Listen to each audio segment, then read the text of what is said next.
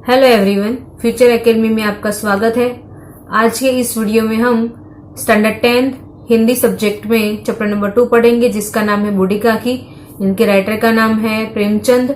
इनको मुंशी प्रेमचंद भी कहा जाता है। ये बहुत ही ज्यादा पॉपुलर राइटर है, जिनको बहुत सारे अवार्ड से नवाजा गया है और उनकी काफी सारी ऐसी कहानियां हैं, ऐसी बुक्स है, ऐसे उपन्यास है जो बहुत ही ज्यादा फेमस है। इनका जन्म 1880 यानी 1880 को हुआ था और उनकी मृत्यु 1936 को हुई थी।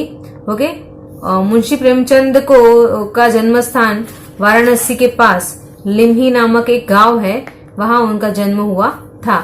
ओके, उनका मूल नाम धनपत राय था, लेकिन फिर साहित्य जगत में आने के बाद उन्होंने अपना नाम प्रेमचंद कर दिया और उनको प्यार से लोग मुंशी प्रेमचंद जी भी कहते हैं। मानसरोवर के 8 भाग में लगभग 300 से ज्यादा कहानियां संग्रहित हैं। इस कहानी में प्रेमचंद जी ने उन बूढ़े लोगों की व्यथा और उनकी दर्द भरी दास्तां सुनाई है, जो लोग परिस्थितिवश होकर अपनी संपत्ति किसी और के नाम पर कर देते हैं और उन्हीं के सहारे उनको पूरा जीवन काटना पड़ता है। वो उन पे ट्रस्ट करते हैं और वो लोग उन्हीं के विश्वास का फायदा उठाकर उनको परेशान करते हैं और उनको नजरअंदाज करना शुरू करते हैं। और वो अपनी पीड़ा होती है वो किसी और के सामने व्यक्त नहीं कर सकते। व्यक्त करने की इच्छा भी होती है, लेकिन कैसे करे वो उनके समझ में आता नहीं है। तो ऐसे बूढ़े बुजुर्ग जो है, उनकी जब संतान या उनके पति की देहांत हो जाती है और फिर उनकी जो जीवन में व्यथा शुरू होती है, जो परेशानियां, जो विडंबनाएं शुरू होती है, उसके बारे में इस कहानी में बताया गया है। ये कहानी बहुत ही ज्यादा रोचक है, आपको भावुक कर देंगी।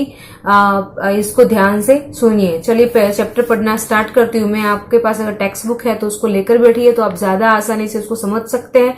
ओके, चैप्टर पढ़ना स्टार्ट करते हैं। बूढ़ापा बचपन का पुनरागमन हुआ करता है।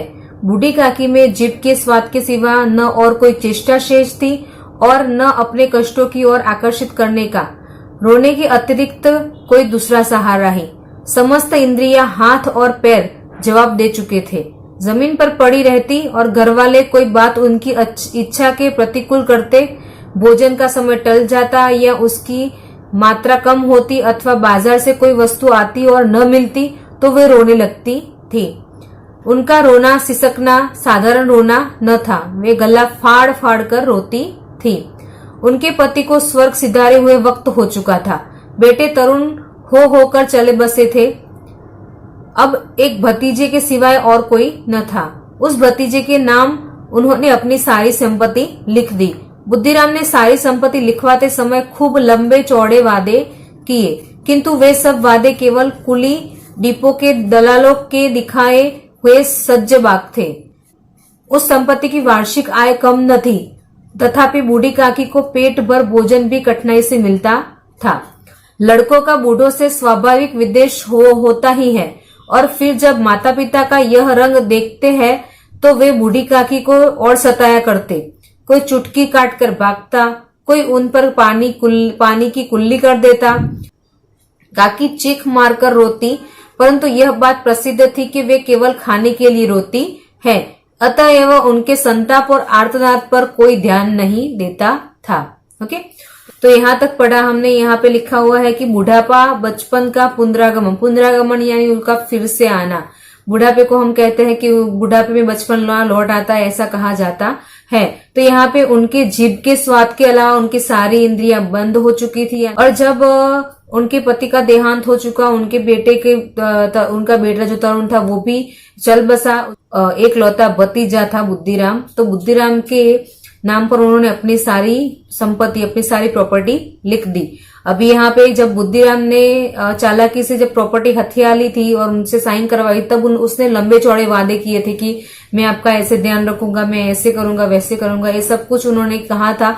बुद्धिराम ने अपनी चाची को ऐसे ख्वाब दिखाए थे और उसके बाद वो सारी प्रॉपर्टी हथिया ली थी।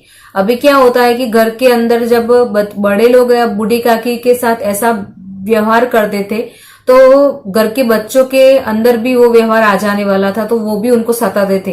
तब बूढ़ी काकी गला फाड़ फाड़ कर रोती थी, लेकिन फिर भी घर वाले तो यही मानते थे कि शायद वो खाने के लिए चिल्ला रही होगी, खाने के लिए भूख लगी होगी तो ऐसा कर रही होगी, ऐसी उनकी मान्यता हो गई थी। कोई ज्यादा ध्यान देता नहीं था और उनके संताप पर यानी उनके दुख पर, उनके अंदर की जो पुकार थी, उनके अंदर के जो दर्द था, उस पर कोई ध्यान देता नहीं था। यहाँ पर ये भी लिखा है कि जब बाजार से कोई चीज आती थी या फिर भोजन कम मिले, भोजन का समय निकल जाए और उनको भोजन ना मिला हो, या फिर कोई चीज उनको चाहिए और वो उनको ना मिले, तब वो गला फाड़ फाड़ कर रोती थी।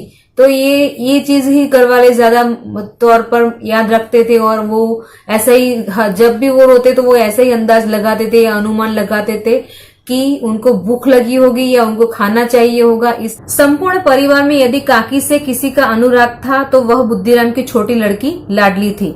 लाडली अपने दोनों भाइयों के डर से अपने हिस्से की मिठाइयां चबोना बूढ़ी काकी के पास बैठकर खाया करती थी।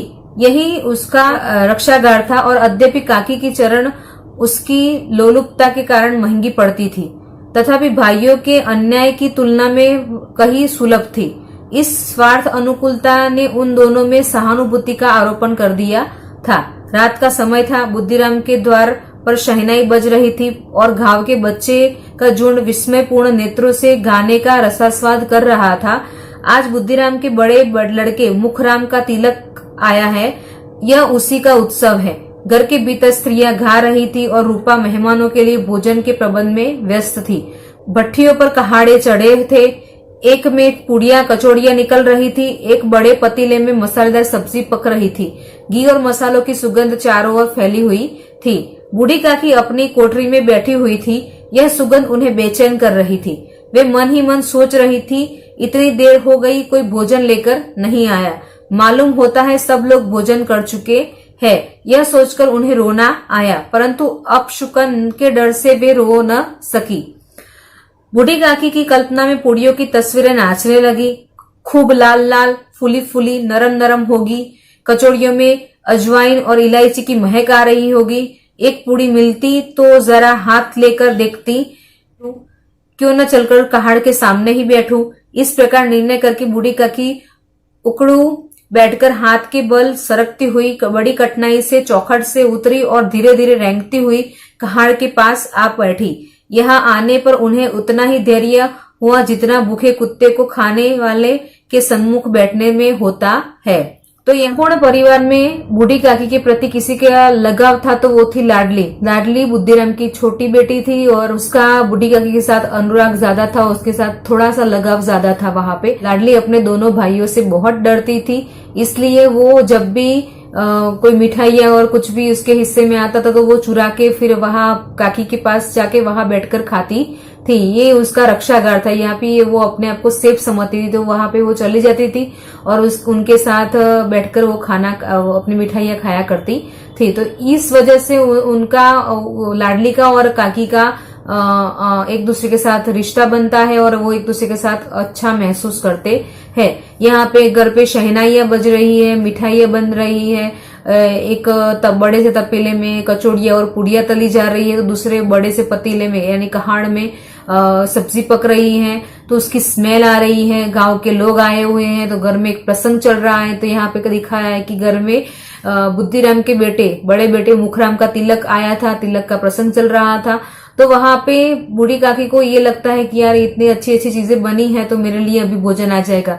वो वेट करती है लेकिन उनके लिए भोजन आता नहीं है, तो फिर उनसे रहा नहीं जाता और वो रोना चाहती है, लेकिन उनको लगता है कि अगर मैं रोऊंगी तो ये सारा जो अच्छे वाला प्रसंग या उत्सव मनाया जा रहा है घर में वो खराब हो जाएगा, अपशकुन लग जाएगा। तो इस रीजन को सोचते हुए वो रोती नहीं है, लेकिन उनका मन खाने के लिए तड़प रहा होता है, वो ललचा रही होती है। तो वो क्या करती है कि वो सोचती है कि मैं नीचे चली जाऊं। फिर वो डरती भी है कि अगर मैं नीचे चली जाऊंगी तो कोई मुझे डांटेगा या फिर मुझे बोलेगा या मारेगा, तो मैं क्या करूंगी। फिर वो उससे रहा नहीं जाता, वो स्मेल से, और वो अपने दिमाग में वो उनको पूरियों की और कचौड़ियों की जो चित्र है वो आने लगते हैं और वो सोचने लगती है उनके बारे में। फिर उनसे नहीं रहा जाता तो वो अपने खिसकती खिसकती हुई वहां कहाड़ के पास आ पहुंचती है।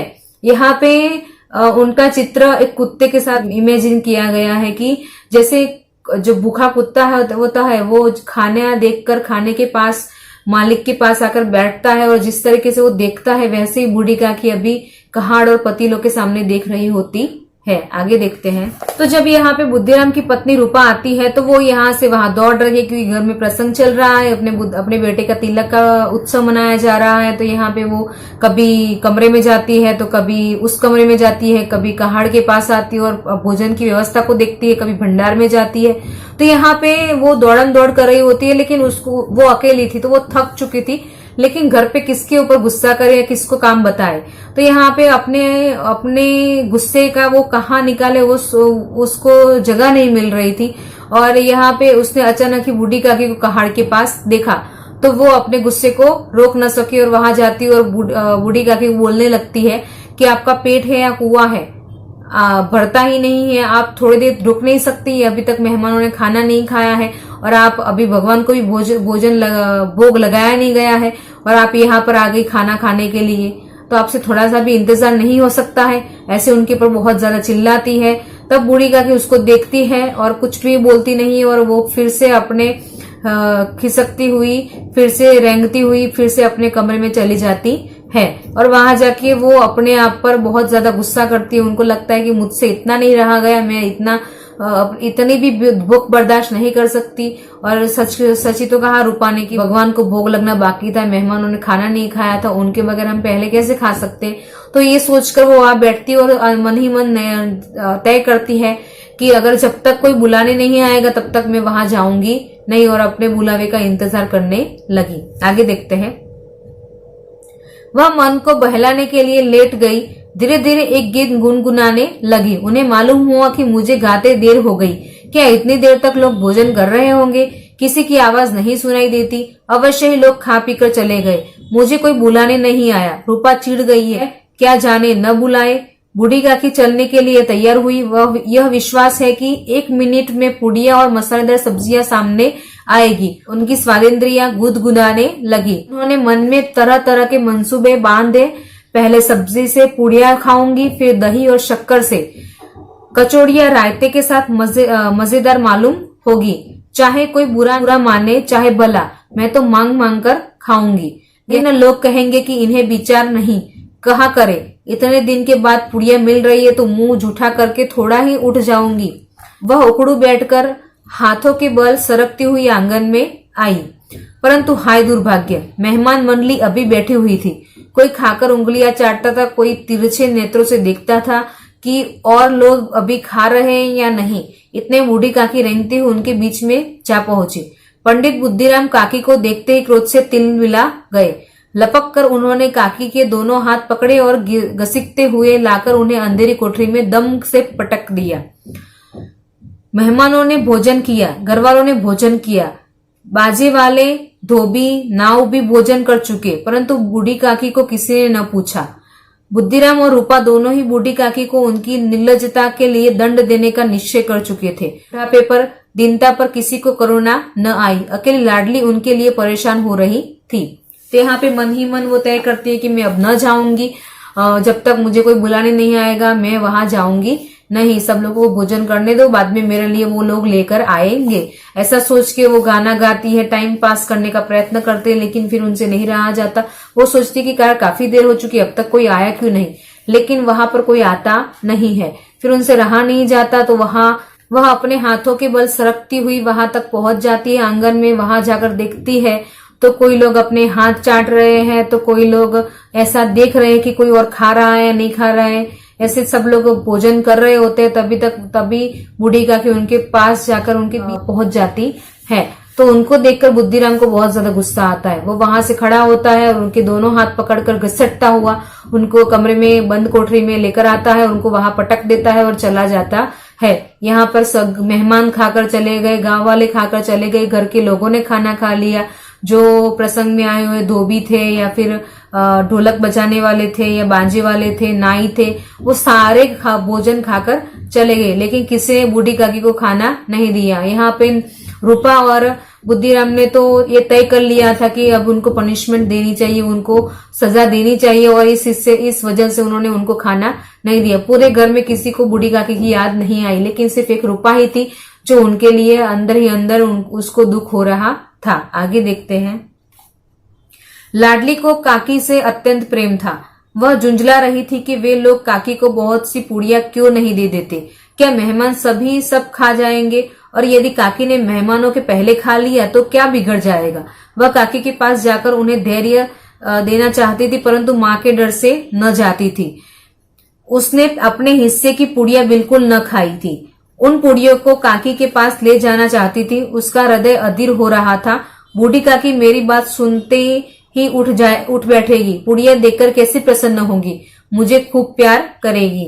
रात के 11 बज गए थे। रूपा आंगन में पड़ी सो रही थी। लाडली की आंखों में नींद न थी। काकी को पूड़ियां खिलाने की खुशी उससे सोने न देती थी। जब विश्वास हो गया कि अम्मा सो रही है, तब वह चुपके से उठी और बूढ़ी काकी की कोठरी की ओर चली। बूढ़ी काकी को केवल इतना याद था कि किसी ने मेरे हाथ पकड़कर घसीटे, और फिर ऐसा मालूम हुआ कि जैसे कोई पहाड़ पर उड़ाए लिए जाता है। उनके पैर बार बार पत्थरों से टकराए, तब किसी ने उन्हें पहाड़ पर दे पटका। वे मूर्छित हो गई। जब वे सचेत हुई तो किसी की जरा सी भी आहट न मिलती थी। उन्होंने समझा कि सब लोग खा पीकर सो गए। यह विचार कर काकी निराशामय संतोष के साथ लेट गई। ग्लानि से गला भर भर आता था, परंतु मेहमानों के डर से रोती न थी। सहसा उनके कानों में आवाज आई, काकी उठो, मैं पूड़ियां लाई हूँ। काकी ने लाडली की बोली पहचानी। चटपट उठ बैठी। दोनों हाथ से लाडली को टटोला और उसे गोद में बिठा लिया। लाडली ने पूड़ियां निकाल कर दी। तो यहाँ पर क्या होता है कि लाडली को बूढ़ी काकी से लगाव था, उनके साथ प्रेम था, तो वो सोचती है कि अगर काकी पहले खाना खा लेंगी तो क्या फर्क पड़ेगा, अगर मेहमानों से पहले उनको दे दिया जाए तो क्या फर्क पड़ेगा। लेकिन घर का कोई सदस्य ऐसा सोचता नहीं है। तो यहाँ पे एक लाडली एक ऐसी लड़की है या एक ऐसी सदस्य है जिसको बूढ़ी काकी के प्रति लगाव है। तो वो सोचती है कि मैं उनको खाना खिला कर आऊं, अगर वो उनके पास में लेकर जाऊंगी तब वो कितनी खुश होगी। उनको तो खाने से बहुत ज्यादा लगाव है, तो पूड़ियां और कचौड़ियां देखकर तो वो खुश हो जाएंगी। तो उनको वो खुश करना चाहती है, लेकिन अपनी माँ के डर से वो वहां जा पाती नहीं है। वो इंतजार कर रही होती कि कब सब लोग सो जाए और फिर मैं वहां जाऊं। तो रात के 11 बज जाते हैं ऐसे करते करते, और जब उसको यकीन होता है कि उसकी अम्मा सो चुकी है, रूपा सो चुकी है, तो वो वहां जाती है। चुपके से वो बूढ़ी काकी के पास जाती है। लेकिन बूढ़ी काकी को जब उनको तो बस इतना ही याद था कि उनको किसी ने दोनों हाथ से खींचकर जोरदार पटका, जैसे कोई पहाड़ पर से पटका गया हो, ऐसे उनको पटका और वो मूर्छित हो जाती है। बस उतना ही याद है, उसके अलावा उनको कुछ याद होता नहीं है। वो इंतजार करती है और फिर वहां पर सो जाती है। तब उनको रूपी गोदी में बिठा देती है, और तभी लाडली कहती कि लीजिए, मैं आपके लिए पूड़ियां लेकर आई हूँ। आगे देखते हैं। काकी ने पूछा, क्या तुम्हारी अम्मा ने दी है? लाडली ने कहा, नहीं, यह मेरे हिस्से की है। काकी पूड़ियों पर टूट पड़ी। 5 मिनट में पिटारी खाली हो गई। लाडली ने पूछा, काकी पेट भर गया? जैसे थोड़ी सी वर्षा ठंडक के साथ पर गर्मी पैदा कर देती है, उसी तरह इन थोड़ी पूड़ियों ने काकी की क्षुधा और इच्छा को और उत्तेजित कर दिया था। बोली, नहीं बेटी, जाकर अम्मा से और मांग लाओ। लाडली ने कहा, अम्मा सो गई है, जाऊंगी तो मारेगी। काकी ने पिटारी को फिर टटोला। उसमें से कुछ खुरचन गिरे थे, उन्हें निकालकर वे खा गई। बार बार होठ चाटती थी, चटखारे भरती थी। हृदय सदैव महसूस रहा था कि और पूड़ियां कैसे पाओ। काकी का अधीरा मन इच्छा के प्रबल प्रवाह में बह गया। उचित और अनुचित का विचार जाता रहा। वे कुछ देर तक उस इच्छा को रोकती रही। सहसा लाडली से बोली, मेरा हाथ पकड़कर वहां ले चलो जहां मेहमानों ने बैठकर खाना खाया। लाडली उनका अभिप्राय समझ न सकी। उसने काकी का हाथ पकड़ा और ले जाकर जूठे बर्तनों के पास बैठा दिया। काकी पतेलों से पूड़ियां के टुकड़े चुन चुन कर खाने लगी। ओह, दही कितना स्वादिष्ट था, कचौड़ियां कितनी सलोनी, सख्ता कितना सुकोमल। काकी बुद्धिहीन होते हुए भी इतना जानती थी कि मैं वह काम कर रही हूँ जो मुझे कदापि न करना चाहिए।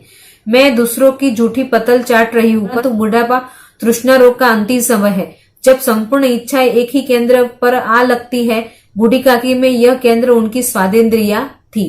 तो यहाँ पे वो बूढ़ी काकी रूपा से पूछती है कि तुम्हारी अम्मा ने भेजा है, तो लाडली कहती है कि नहीं, मेरी अम्मा ने नहीं भेजा, वो तो सो रही है, मैं चुपके से लेकर आई हूँ, अपने हिस्से की पुड़िया लाई हूँ। तो तब वो खुश हो जाती है और वो खाने लगती है, पुड़िया चटकर जाती है। और फिर उनको जैसे और थोड़ा सा स्वाद लग गया मुंह पे, तो और ज्यादा खाने की इच्छा होती है, तो वो और मांगती है।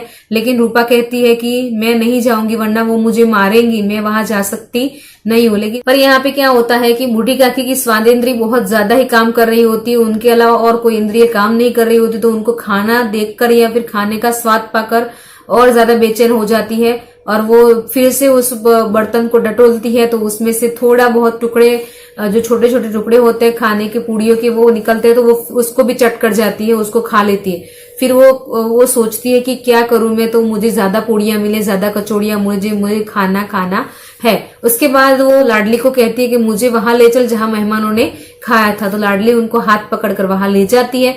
तो वहां जाकर वो बैठ जाती है और झूठे बर्तनों में से मेहमानों के खाए हुए झूठे बर्तन, पतीलों और उसमें से पूड़ियां और कचौड़ियां खाने लगती है। तो वहां पर उनको ये सूझ नहीं थी कि मैं झूठे चीजें खा रही हूँ या किसी की छोड़ी दी हुई चीजें खा रही हूँ, उनको ये एहसास नहीं था। उनके सिर्फ खाना खाने का ही मन कर रहा। तो यह देखकर लाडली को बहुत दुख होता है। आगे देखते हैं। ठीक उसी समय रूपा की आंख खुली। उसे मालूम हुआ कि लाडली मेरे पास नहीं है। चौकी चारपाई के इधर उधर देखने लगी कि नीचे तो नहीं गिर पड़ी। उसे वहां न पाकर वह उठी तो क्या देखती है कि लाडली झूठे पत्तलों के पास चुपचाप खड़ी है और बूढ़ी काकी पत्तलों पर से पूड़ियों के टुकड़े उठा उठा कर खा रही है। रूपा का हृदय सन्न हो गया। वह दृश्य था जिसे देखकर देखने वालों के हृदय कांप उठते हैं। ऐसा प्रतीत होता मानो जमीन रुक गई है, आसमान चक्कर खा रहा है, संसार पर कोई विपत्ति आने वाली है। रूपा को क्रोध न आया, शोक से सन्मुख क्रोध कहा, करुणा और भय से उनकी आंखें भर आई। इस अधर्म के पाप का भागी कौन है? उसने सच्चे हृदय से गगन मंडल की ओर हाथ उठाकर कहा, परमात्मा मेरे बच्चों पर दया करो, इस अधर्म का दंड मुझे मत दो, नहीं तो मेरा सत्यानाश हो जाएगा। रूपा की ओर स्वार्थपरता और अन्याय इस प्रकार प्रत्यक्ष रूप में कभी न दिख पड़े थे। वह सोचने लगी, हाय कितनी निर्दय हूँ, जिसकी संपत्ति से मुझे 200 रुपए वार्षिक आय हो रही है, उसकी यह दुर्गति, और मेरे कारण हे दयामय भगवान, मुझसे बड़ी भारी गलती हुई है, मुझे क्षमा करो। रूपा ने दिया जलाया, उसमें भंडार का द्वार खोला और एक थाली में सारा भोजन सजाकर लिए हुए बूढ़ी काकी की ओर चली। उसने कंठावरुद्ध स्वर में कहा, काकी उठो, भोजन कर लो, मुझसे आज बड़ी भूल हुई, उसका बुरा न मानना, परमात्मा से प्रार्थना कर दो कि वो मेरा अपराध क्षमा कर दे। भोले भाले बच्चे की भांति जो मिठाइयां पाकर मार और तिरस्कार सब भूल जाता है, बूढ़ी काकी सब बुलाकर बैठी हुई खाना खा रही थी। उनके एक एक रोए से सच्ची सदिच्छाएं निकल रही थी और रूपा बैठी इस स्वर्गीय दृश्य का आनंद लेने में निर्मग्न थी। तो यहाँ पर दिखाया गया है कि जब रूपा उठती है और अपनी बेटी को नहीं पाती वहां पर, तो वो चारपाई के नीचे देखती है कि कहीं वो नीचे गिर गई न हो। फिर वो जाकर देखती है तो लाडली झूठे बर्तनों के पास खड़ी होती है और उसके आगे देखती है तो बूढ़ी काकी झूठे पतीलों में और बर्तनों में से पूड़ियां चुन चुन कर खा रही होती है। तो यहाँ पे इस दृश्य को देखकर उसका हृदय कांप उठता है। उसको जैसे लगता है कि वहां से जमीन खिसक गई, आसमान चकरा रहा है और वो अपने इस पाप पर दुखी फील कर रही होती है। उसको दुख होता है कि मैंने ये क्या कर दिया। यहाँ पर बूढ़ी काकी की इस हालत को देखकर उसको ज्यादा पश्चाताप होता है और वो भगवान से प्रार्थना करती है कि भगवान इस पाप का फल मुझे मत देना और मेरे बच्चों को भी इससे बख्श देना, मुझसे बहुत बड़ी गलती हो गई है। और यहाँ पे वो कहती है कि जिस काकी की संपत्ति से मुझे 200 रुपए वार्षिक आय होती है, उसी की ऐसी हालत कर दी है मैंने।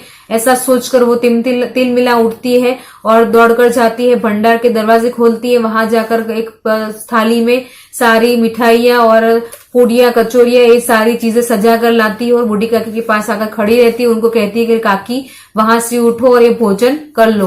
अरे यहाँ पे वो कहती है कि भगवान से प्रार्थना करो कि मेरे अपराध को क्षमा कर दे और उनसे माफी मांगती है। यहाँ पर जैसे छोटा सा बच्चा चॉकलेट या फिर कुछ मिठाइयां पाकर अपनी सामने वाले की भूल को भुलाकर खुश होकर उसको खाने लगता है, वैसे ही बूढ़ी काकी रूपा के सारे अपराधों को भुलाकर वो उस खाना खाने में ही लग जाती है और ऐसे छोटे बच्चे की तरह नादान होकर वो वहां पर खाना खा रही होती है और रूपा वहां पर उनको बस देखते ही रहती है और उनको खाना खाते देखकर उसका आनंद लेती है। तो इस चैप्टर में यहाँ पे दिखाया गया है कि समाज का हमें दर्पण दिखाया गया है। यहाँ पे आज भी ऐसी काफी सारी, ये तो चैप्टर में कहानी है लेकिन रियलिटी में भी ऐसी काफी चीजें होती रहती है। तो यहाँ पे बूढ़ों के प्रति हमारा जो अभद्र व्यवहार होता है उसके बारे में बात की गई है कि घर के अंदर बुद्धिराम तो उनका भतीजा था, उनको भी अपनी काकी के प्रति लगाव नहीं था, उनके साथ साथ उनके बच्चे भी वैसे हो गए थे। जैसे माँ बाप बर्तन करते थे वैसे ही देख देख कर बच्चे भी सीख जाते हैं और बच्चे उनको चुटकी काट कर या फिर उनको परेशान कर कर उनके ऊपर कुल्ली कर पानी की कुल्ली कर भाग जाते थे। तो ऐसे उनको परेशान करते रहते थे, कोई उनके सपोर्ट में नहीं आता था। तो यहाँ पे बूढ़ों की परिस्थिति दिखाई गई है कि घर का कोई सदस्य, घर का अपना कोई मेंबर अगर नहीं है और अपने भतीजे या फिर अपने रिश्तेदार में किसी को प्रॉपर्टी दे दी, संपत्ति दे दी, तो उनके साथ ऐसा व्यवहार किया जाता है। तो इस चैप्टर के अंदर हमें बहुत सारी चीजें समझने को मिल रही है कि हमें क्या करना चाहिए, बूढ़ों के साथ कैसा व्यवहार करना चाहिए। वो छोटे बच्चे जैसे होते हैं, बुढ़ापा यानी बचपन उसमें फिर से लौट आता है, तो उनके साथ अच्छा सा व्यवहार करना चाहिए, उनके साथ वार्तालाप करना चाहिए, उनके साथ टाइम स्पेंड करना चाहिए। तो ये सब चीजें अब यहाँ पर हमें सीखने को मिलती है। ओके, तो यहाँ पे हमने ये चैप्टर पूरा पढ़ लिया है। आई होप कि आपको समझ में आ गया होगा। आगे की नेक्स्ट वीडियो में हम इसी चैप्टर के कुछ क्वेश्चंस देखेंगे। और अगर आपको ये चैनल पसंद आ रही है तो इसको सब्सक्राइब कीजिए, वीडियोस को लाइक कीजिए, दूसरों के साथ शेयर कीजिए। ओके, और अभी घर पे रहिए, सुरक्षित रहिए। Thank you so much for watching this video. Next video में मिलते हैं, तब तक के लिए बाय।